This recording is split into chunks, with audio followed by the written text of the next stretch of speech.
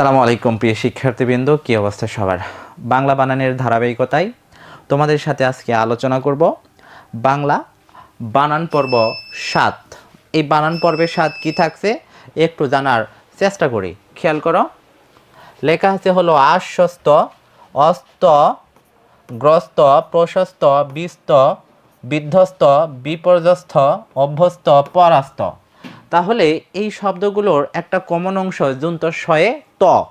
এখন যুন্তস্বয়ে ত কোথায় ব্যবহার করব তা জানার ছোট্ট একটা টেকনিক রয়েছে। খেয়াল করো, যুন্তস্বয়ে ত যুক্ত শব্দটি থেকে যদি যুন্তস্বয়ে ত বাদ দেই, আর বাদ দেওয়ার পরে যদি অবশিষ্ট শব্দটির অর্থ না থাকে, তবে সেসব শব্দে কি ব্যবহৃত হয়?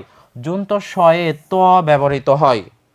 তাহলে পর্ব নাম্বার 16তে যা শিখেছি ঠিক তার বিপরীত, অর্থাৎ এই যে যুন্তস্ব, এই যুন্তস্বয়ে ত শব্দ থেকে যদি আমরা বাদ দেই, তাহলে এই শব্দের কোনো কি থাকবে না? অর্থ থাকবে না। যেমন উদাহরণে আমরা আসি, আশ্বর কোনো অর্থ আছে? নেই।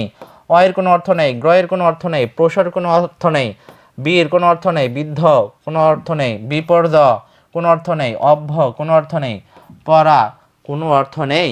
কিন্তু এর আগের নিয়মে আমরা যেটা শিখেছিলাম, এই যে যুন্তস্বয়ে থ অংশটি বাদ দিলে কিন্তু পূর্বের অংশের কি থাকে?